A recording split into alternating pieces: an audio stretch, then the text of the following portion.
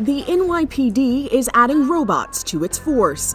Today, we are announcing 3 new policing technologies in New York City. The K5 autonomous security robot, the Spot digidog robot, and the Star Chase GPS attachment system.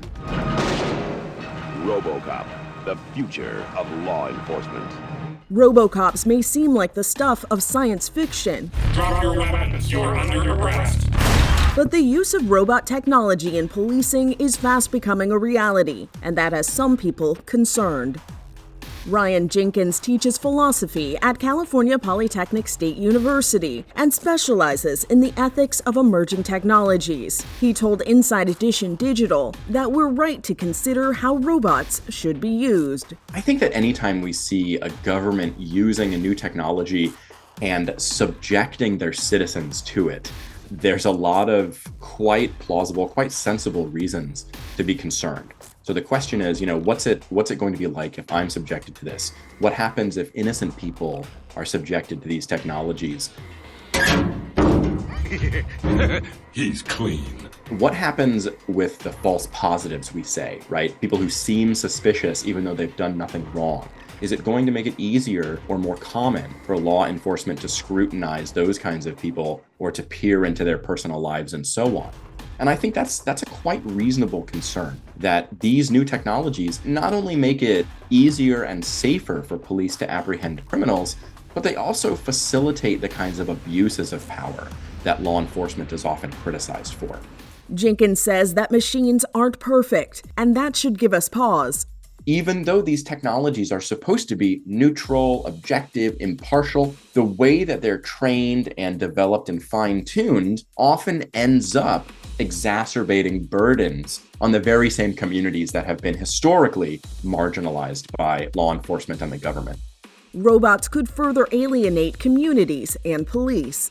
I think that one of the reasons why people find this so uncomfortable is that if we disagree with what the robot says, we're not confident in our ability to communicate with them or to change their mind or even to ask them, politely, why are you treating me this way? What have I done wrong? Droid assistance, please. And how much power and authority should a police robot have? If we're looking for a line to draw, one of the most natural and most troubling uses of these technologies would be to use force against citizens. You have the right to remain silent. Whether it's coercion or whether it's lethal force and so on. Your move, creep. That's clearly a red line. It's not to say that it's never permissible, but it's the kind of use that demands the most scrutiny.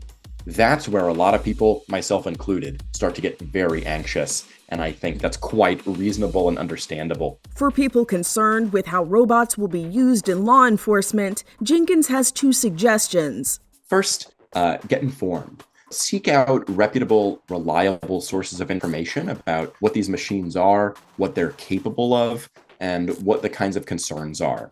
It's not a utopia that we're talking about. It's not a dystopia, right? The truth is complicated. And secondly, I think that it's a good idea to get involved. It might not be very effective or feel very effective to write to your senator or something like that, but I bet your mayor or someone on the city council will care, or someone who works in community relations at your local law enforcement agency. Those people will listen.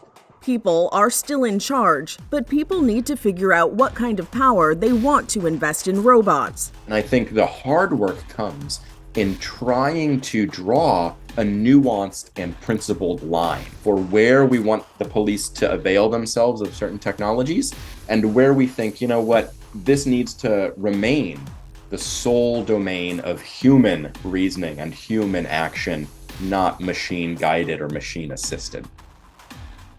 This is Inside Edition Digital.